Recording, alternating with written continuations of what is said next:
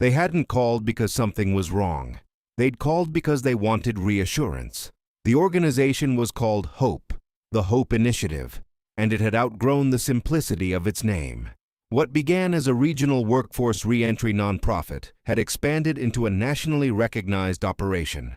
Multiple states, layered funding streams, a budget that moved comfortably into the tens of millions.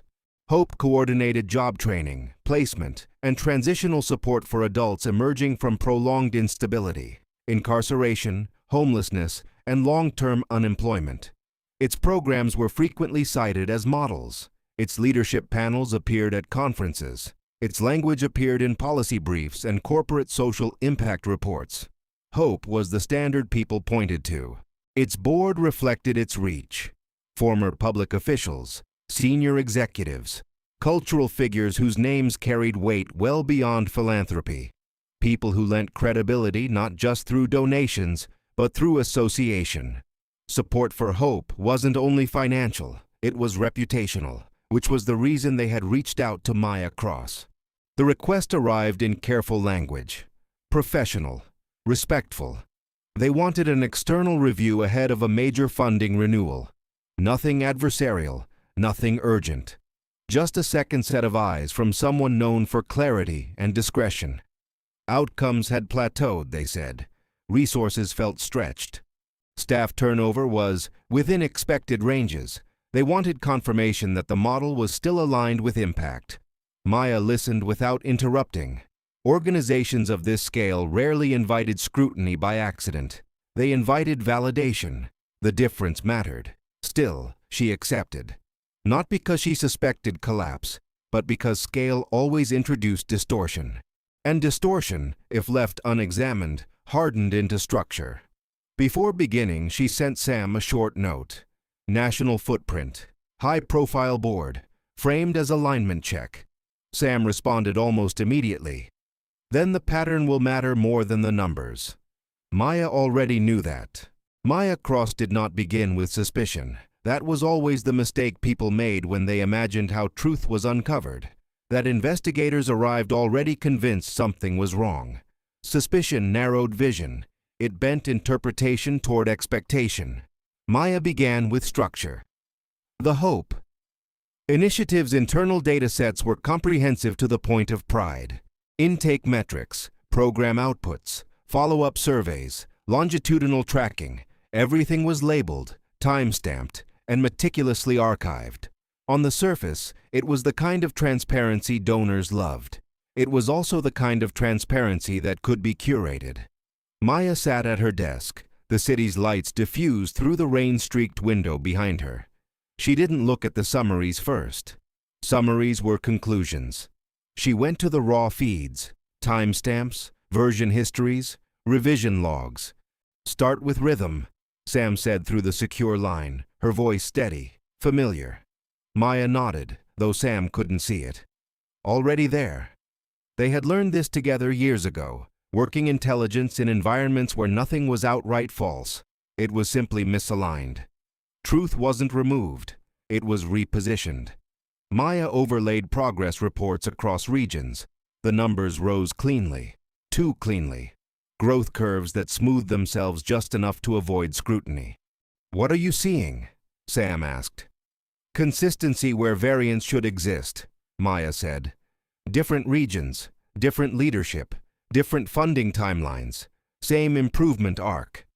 Sam paused. "Statistically improbable." "Not impossible," Maya said, "but expensive to maintain." She began cross-referencing funding disbursement dates with reported outcomes. That's where the rhythm faltered. Not enough to trigger alarms, but enough to register to someone trained to notice timing anomalies. Follow-up surveys were logged before completion windows closed. Outcome validations clustered unnaturally close to board review dates. "Someone's compressing uncertainty," Sam said quietly. "Yes," Maya replied. "And they're doing it with intent." They worked in silence for several minutes, the familiar cadence of shared analysis settling in. Maya pulled one region aside, a mid-sized metropolitan area with a pilot program that had supposedly exceeded expectations. The numbers said success. The metadata said revision. Version history shows 3 edits inside a 48-hour window, Maya said. All upstream, all administrative. Who authorized? Maya followed the permissions chain. Her jaw tightened. That authorization doesn't belong to regional leadership, she said. It's centralized. Sam exhaled slowly. That narrows it. They both knew what that meant. This wasn't a rogue manager inflating results. This was systemic shaping, a narrative being maintained from above. Maya flagged the dataset and moved on, building a pattern rather than a case. She didn't need motive yet. She needed repetition. It came faster than expected. Across multiple regions, outcome narratives were being normalized before presentation. Outliers softened, delays reframed, failures categorized as transitional phases. Nothing was technically false, but nothing was allowed to stand on its own. This isn't fraud, Sam said after reviewing the 3rd instance. No, Maya agreed. It's orchestration. Sam leaned back on her end. Which means whomsoever doing it thinks the truth is dangerous. Maya didn't answer immediately. She was looking at something else now, a discrepancy so small it would disappear to anyone not looking for it. Client exit interviews. The numbers showed improvement. The transcripts told a different story. Not catastrophic, not scandalous, but unresolved. Needs unmet. Promises stretched thin. Maya highlighted a sentence from one interview and sent it to Sam. They meant well, but they weren't prepared for what we actually needed. That line shows up in 5 different regions, Maya said. Different wording, same meaning. Sam frowned. Pattern language. Yes, Maya said, which someone tried very hard to bury under percentages. There was a knock at Maya's door. She didn't answer right away. Another knock. Polite, measured. She muted the line and stood. When she opened the door, the man waiting was unfamiliar. Mid-40s, tailored suit, posture that suggested he belonged in boardrooms more than hallways. Ms. Cross, he said, smiling easily. My name is David Gardner. I am employed by the Hope Organization. I was hoping we might speak briefly. Maya studied him. No badge, no title offered. About? She asked. About alignment, he said. Hope is entering a sensitive phase. Maya didn't step aside. I'm under contract, she replied. All communication should go through formal channels. Of course, he said smoothly. This isn't formal, just contextual. She let the silence stretch. He continued anyway. The organization's impact relies on confidence, he said. Public confidence, donor confidence, legislative confidence. Maya's expression remained neutral. Data can be interpreted many ways, he went on. We found that external reviews sometimes miss the broader picture. And sometimes, Maya said calmly, they clarify it. His smile didn't falter, but something behind it hardened. We'd hate for partial interpretations to create misunderstandings, he said, especially misunderstandings that could jeopardize funding streams that serve millions. There it was, not a threat, a map. Maya nodded once. I'll continue my work. I'm sure you will, he replied. We just ask that you remain mindful of consequences. She closed the door without responding. The moment it latched, she exhaled. Sam's voice returned immediately. You okay? Yes, Maya said. And now we know we have company on this one. She relayed the encounter in clipped terms. Sam listened without interruption. That wasn't caution, Sam said when she finished. That was perimeter setting. They didn't tell me what not to find, Maya said. They told me what would happen if I did. Sam was quiet for a moment. That means you're close. Maya returned to her desk, the data suddenly heavier with implication. The work continued, but the atmosphere had shifted. Every anomaly now carried weight beyond accuracy. She traced one more thread. Board briefing drafts. The language matched the edits. Optimism calibrated. Risk softened. Sam, Maya said slowly, they're not just preparing donors. What do you mean? They're preparing defense, Maya said, against someone like me. Sam didn't argue. Then we document everything, Sam said. Method, timeline, intent. Yes, Maya agreed, and we move carefully. She saved her progress, encrypting her notes, duplicating storage across secure locations. It wasn't paranoia, it was procedure. Outside, the rain intensified. Inside, the shape of the interference was finally visible, not as a single act, but as a sustained effort to keep truth manageable. Maya didn't know yet how far it went, but she knew this. Hope wasn't afraid of failure, it was afraid of honesty. And that made the truth dangerous. The message arrived late in the afternoon. Would you have a moment before tomorrow's session? It came from Elaine Smith, the Senior Director of Strategy and Partnerships, the gatekeeper. The wording was casual, collegial, almost considerate. They met in a glass-walled conference room overlooking the lower offices. The building had thinned out for the day. Quiet, but not empty. The director thanked Maya for her thoroughness, praised her clarity, spoke about how valuable it was to have someone with her background reviewing the work. The conversation flowed easily at first. Funding environments, board expectations, the challenge of communicating complexity without undermining confidence. Then the director leaned back slightly. We've been reviewing the draft summary, they said, and I want to be sure we're aligned on how tomorrow will land. Aligned. It was a familiar word. Our board includes people whose reputations extend well beyond this organization, the director continued.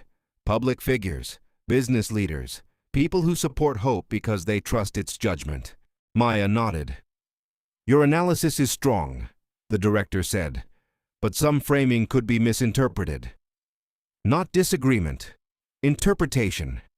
They slid a marked-up page across the table. Maya didn't touch it.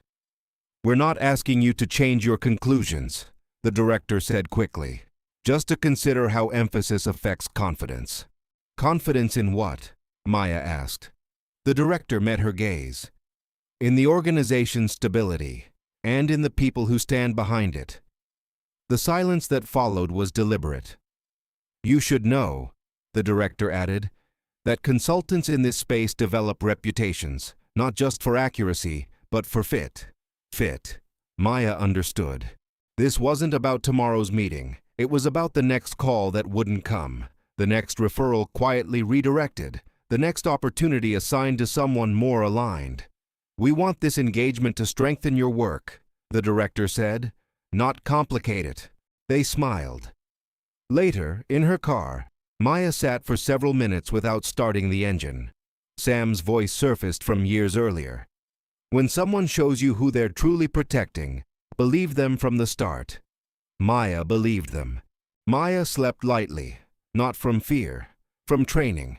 In her old work, the first sign of pressure was never a threat. It was a shift in the environment. People got polite, calendars changed, meetings multiplied, conversations became quick check-ins. The system didn't attack you, it surrounded you. By morning, she had 3 new emails from Hope. One was a thank you note from an assistant director. Warm, professional, harmless. The second was a revised agenda for the board briefing. The third was a calendar update. Location changed. Maya stared at the new meeting room listed on the invite. It wasn't a conference room. It was a smaller executive suite on a restricted floor. She forwarded the update to Sam. Sam replied almost instantly. They want you contained. Maya typed back. Or isolated. Sam's answer came a few seconds later. Same thing. I'm coming. Maya had expected that. Sam never treated pressure as a solo problem. In their prior life, you didn't walk into a tightened perimeter alone. I'm not officially on the contract, Sam said when they met later, outside the building. You don't need to be, Maya replied. You're here as my operations partner. Sam adjusted the cuff of her jacket, eyes scanning the entrance. Then let's keep this simple. You present, I observe. "And if the room turns?" Maya asked. Sam's voice stayed calm. "Then we document the turn." Inside, the lobby smelled like money and polished glass. They were greeted with efficiency, escorted, validated, guided. At the elevator, the staff member swiped a badge Maya didn't have access to. Restricted floors didn't mean danger. They meant discretion. They meant control. When the doors opened, the executive suite was quieter. Softer lighting, less traffic. A place where outcomes were negotiated without noise. The director stood near the entrance, smiling. "Ms. Cross?" she said warmly. Her gaze flicked to Sam. "And you are?" "Maya's partner," Sam replied, offering her hand. "Sam Carter." The director's smile didn't change, but her eyes assessed. It wasn't suspicion. It was calculation, the quick mental math of influence. "Of course," the director said. "We're grateful to have additional support." Grateful wasn't the word, but polite was the point. They were guided into a room with a long table and a wall of screens, bottled water placed at precise intervals, notepads branded with Hope's logo, a prepared environment designed to feel orderly and reasonable. The board liaison entered first, then two senior executives, then a legal advisor whose title didn't include the word legal, though that's what her posture communicated. Finally, the director sat at the far end of the table. Maya placed her laptop down and didn't speak right away. She let the room settle. It was a tactic, one she had learned in intelligence rooms where people were eager to fill silence with positioning. Maya preferred to let the room reveal itself first. When she began, her voice was measured. "Hope has built a national humanitarian organization," she said. "Large enough that the story you tell about impact matters almost as much as impact itself." A nod from the board liaison. Maya continued. "My role is not to challenge your mission," she said. "It's to test whether your reporting structure is helping the mission succeed, or simply helping the mission appear stable." The air shifted slightly, not hostile, attentive. Maya moved through the findings carefully, beginning with praise, then moving into structure. "The current model rewards completion," she said, "but does not adequately reward continuity." She clicked to a slide that showed the cycle. Intake, training, placement, exit. "Your follow-up windows are short," she added, "which creates a reporting reality where recurrence becomes invisible, not because it isn't happening, but because the system isn't designed to track it as signal." A senior executive leaned forward. "Are you suggesting our numbers are inaccurate?" he asked. Maya didn't flinch. "I'm suggesting your numbers are incomplete," she said, "which is not the same accusation, but it is the same risk." Sam watched quietly, eyes moving across faces, tracking micro-reactions. When someone tightened, when someone disengaged, when someone leaned in. Then the legal advisor spoke, voice calm as stone. "Ms. Cross," she said, "we appreciate rigor, but we want to ensure your conclusions remain within the scope of engagement." Maya held her gaze. "My conclusions are within scope," Maya replied. "My interpretations may feel uncomfortable because they change what the organization must take responsibility for." The director spoke next, tone gentle. "Let's remember," she said, "that hope serves vulnerable populations. We have to be careful not to undermine trust in the very systems that support them." There it was again. Not a threat, a moral frame. They weren't protecting themselves. They were protecting the mission, which made dissent look harmful. Maya nodded once. "I agree," she said. "Trust is essential. That's why accuracy matters. The communities you serve are not helped by public confidence if the structure cannot carry them long term." The board liaison shifted in his seat. "Can you clarify what you would recommend?" he asked. Maya clicked forward. "3 shifts," she said. 1. Extend longitudinal tracking to at least 12 months and tie it to individual stability, not cohort completion. 2. Separate internal learning metrics from donor-facing validation metrics. Right now, they're blended, which creates incentive to curate uncertainty. 3. Protect frontline feedback. Your documentation shows a pattern of concerns appearing once and then being reclassified. That is how organizations lose truth. The senior executive frowned slightly. That reclassification is normal, he said. It's just categorization. Maya let the silence sit long enough to make the next sentence land. When categorization consistently makes problems disappear, she said, it stops being administration. It becomes narrative management. The legal advisor's eyes narrowed. Sam saw it. So did Maya. The director leaned back, still calm. We want to avoid language that implies wrongdoing, they said. Maya's voice stayed steady. Wrongdoing would require intent to deceive, she said.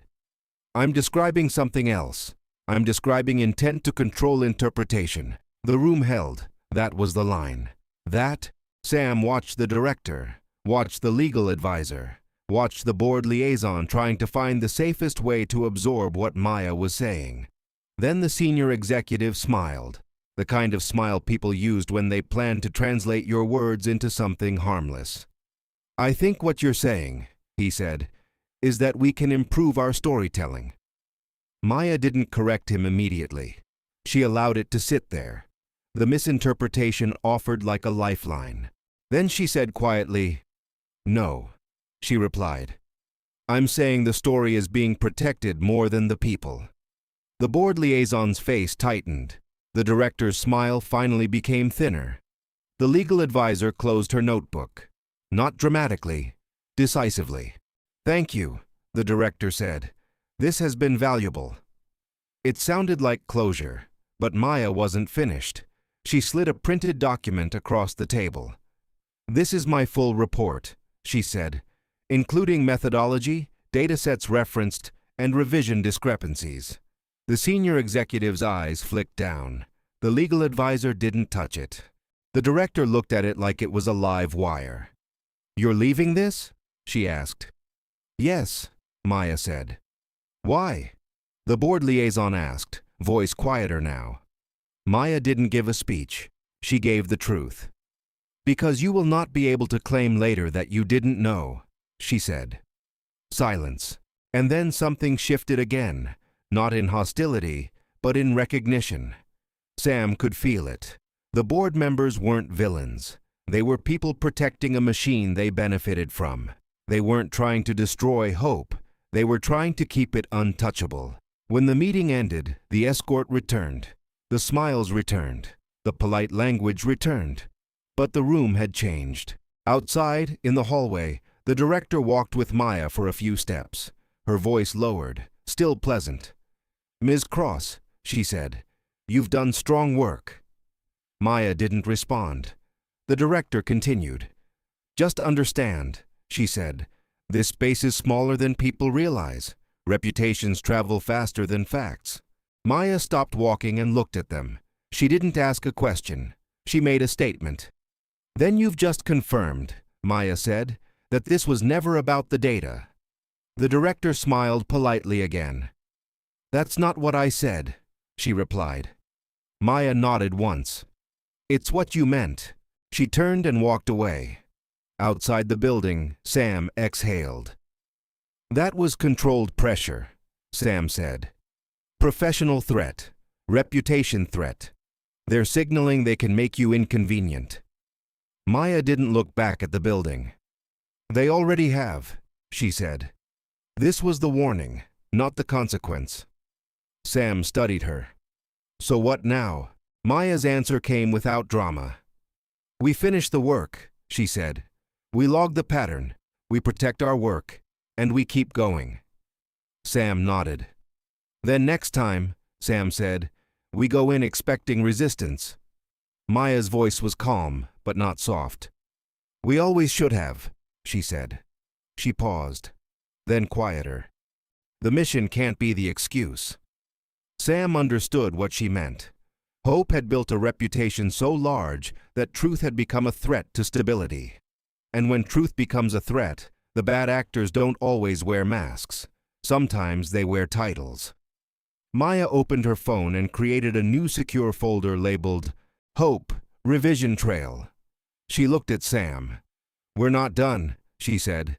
Sam nodded once. "We are," she replied. "For now."